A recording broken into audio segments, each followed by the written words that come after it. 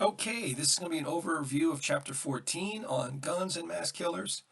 Let me just give you a little heads up to start off that this overview will depart to some extent from other chapters in that I'm kind of bringing in a little more of my own material or reacting a little more to some of the author's points. And it's really just because this is an area that I've conducted research in this area and uh, have a different, somewhat different perspective than what the author takes, and so I'm going to offer some contrast, push back a little bit against some of her points. Again, this is the approach that I always take in these classes, is that it's important to me that you kind of see all sides uh, and that you sort of take from it what you find most persuasive, what you find convincing. I usually try to do that. I haven't done that a lot this semester, but I certainly will do that here in this chapter 14. Now, let me introduce this first slide here. The notes from this first slide are pretty much my own and are not taken in any direct way for sure from the chapter. So let's get into this. That there's at least three competing hypotheses, and really I should put four hypotheses because one of them is kind of a zero hypothesis, but it's still a hypothesis. So actually, I should put four rather than just three competing hypotheses about the role that guns can play in violence. Now, these hypotheses that have been laid out in the literature, they usually have been laid out when we're speaking about violence in general, and but they can be applied quite well to the issue of mass killings as well. So I'm going to take what's coming from the general violence literature and I kind of sort of apply it to the mass killings.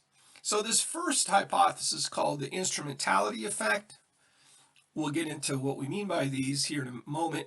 Number two is a facilitation effect.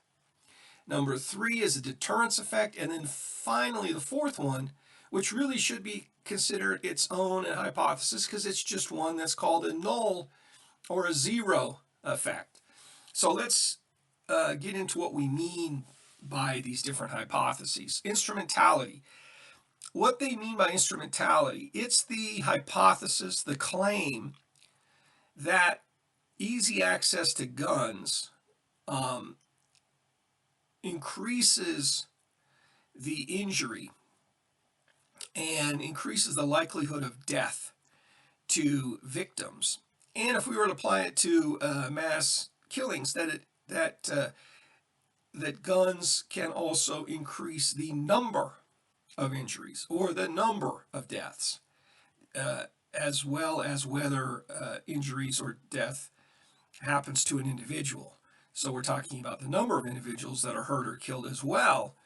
Uh, and the reason, according to this hypothesis, the reason why the presence of guns increases all these things, injury, death, and the number of people who are injured or killed, is because of the design of guns. That guns are designed to be very lethal, that they can inflict a lot of injury and potentially death on a target. And so the hypothesis is that their sort of unique design compared to other common weapons like knives or blunt instruments, guns are distinctive because they're particularly lethal. And so easy access to guns, the hypothesis is that easy access to guns it doesn't increase violent incidents. It doesn't cause a violent incident to occur. It increases the injury or the risk of death in a violent incident. So it turns maybe a less serious violent incident into a more serious violent incident with greater injury or greater likelihood of death, because the idea is that guns are so lethal compared to other common weapons that's the problem with guns according to this perspective. And so they use this term instrumentality because they're talking about the gun as a tool, it's an instrument, and it's one with a lot of killing power. And so therefore that's the problem with easy access to guns, according to this hypothesis. Now, facilitation, by the way, this could be, this could very well be a review for you folks. You may have been across this material from earlier, um, from Cook's book. These are things that you could pick up, but I want to sort of re-emphasize these here in the context of the author talking about guns and specifically mass killings. Now, facilitation, what do they mean by that? The idea with facilitation is that the easy access to a gun emboldens criminals to commit crimes that they would not otherwise commit. That you may have a target, say it's a man that you want to kill, but maybe he's bigger and stronger and perhaps even more skilled at violence than you. And so if you were to attack him by hand with a knife, with a blunt instrument, and you had to get up close and personal to kill the person, like with a knife, well, maybe they would be able to defend themselves, overcome your attack, and then return attack and hurt and kill you because they're bigger, stronger, more skilled at violence than you are. So in other words, you might be intimidated to attack certain individuals. And so the idea is that a gun gives you the quote unquote the courage, emboldens you to commit a crime that otherwise you may be intimidated and therefore not commit the crime. Now, if we were to apply this to mass killings, it's the idea that you may become motivated with easy access to a gun because if you had a goal of killing many people, you might think that that there's not some other realistic way to hurt and kill a whole bunch of people unless you had a gun. So the idea is that if you only had access to a knife or something like that, a machete or a samurai sword or something like that, that it's the sort of weapon that you might think that would not inflict that much damage, injury, and death like a gun, and so you may find the knife or the sword unappealing. But you might find a gun uh, more appealing, that it may embolden you or entice you to commit the crime because the sort of damage that it's able to inflict. And also that you're able to do it from a distance too, so you don't have to get up and close and personal with a gun. You can shoot from a distance, and so thereby sort of have greater quote unquote success because you're able to shoot people at a distance and probably not be stopped from doing it. Because again, you have that distance from other people. So that's facilitation. So facilitation, that means to make it easier, right? To make it easier to commit a crime. The gun makes it easier to achieve your quote unquote goals in the violence. Deterrence goes the other way. It says, no, if the easy access to gun doesn't encourage crime, doesn't encourage violence, it prevents crime and violence because most people use guns illegally, properly, and they would only use them defensively. And so having lots of guns around, creating easy access to guns, is likely to reduce violent crime because it's likely to be in the hands of a defender, somebody who's law-abiding and only defending their life against somebody else, and that the presence of a gun, can scare off criminals and prevent crimes, stop them from happening in the first place. Now, the final hypothesis, number 4, is the null hypothesis that guns are merely a reflection of the offender's motivation. So the motivation is the key, not the gun. This proposal, this claim was put forward by a great leading criminologist from a previous generation, whose name was Marvin Wolfgang. And his study of homicide led him to conclude that the gun just reflects the criminal's motivation. So if I want to hurt you badly, but I don't want to kill you, I'll use a less lethal weapon than a gun.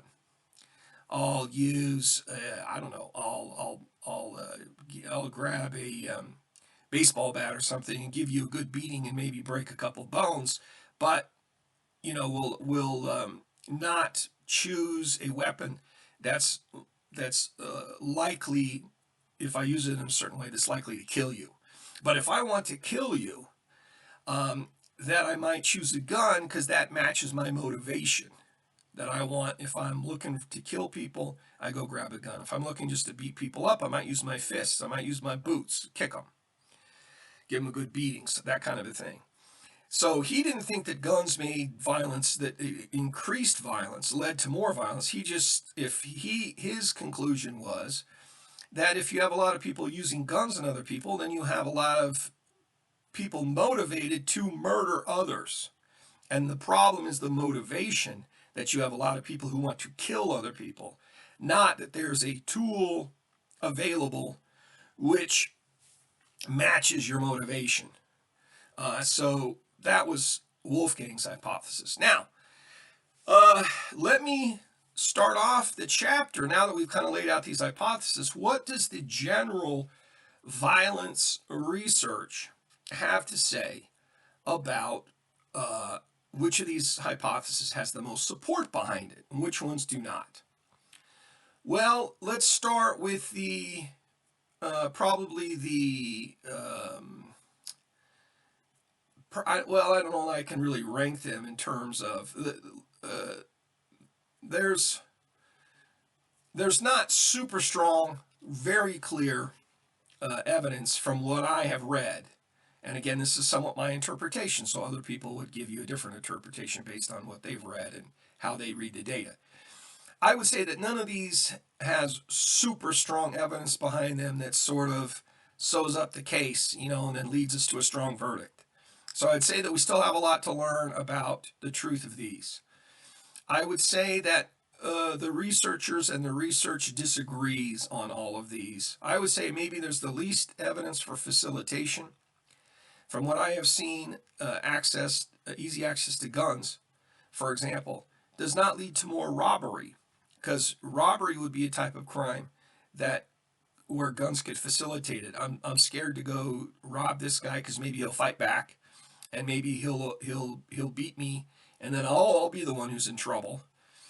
But a gun would embolden you, perhaps, to go rob a target because you think, well, this gun's really going to put the fear of God in him. He won't resist me. He'll turn over his wallet, his cash, his valuables because he's scared. A gun in his face is going to scare him effectively. And so you would think, if facilitation was true, that more guns around would lead to more robbery, and that does not seem to be the case from the evidence I've seen.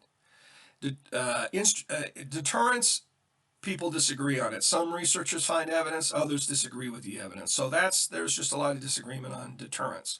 And most criminologists, are skeptical about that. But then again, well, we won't get into what the majorities think, that kind of thing. Let's just stick to the evidence. Now, definitely in the null hypothesis, there's a lot of research that, again, since it's all cloudy and unclear, that leaves the null hypothesis is the one that you kind of fall back on. Then it doesn't really matter because we're not seeing clear evidence here. So you could argue that there's some evidence for the null. I would say that there is definitely some evidence for instrumentality, that more guns may very well increase the occurrence of homicides. A person may very well be more likely to die if there's a gun involved compared with no gun involved. So it could be that guns make things worse, make violent incidents worse, that people get injured more, that they're more likely to die if a gun is used compared to another common weapon. And certainly, it seems pretty clear that with these mass shootings, that the reason why these criminals are choosing guns to kill people as opposed to other weapons like a knife or like bombs is that guns are very effective at killing people, and they're easy to get in the United States, and they are easy to use. And so they're just a easy choice to, quote unquote, to get the job done of wanting to kill multiple people.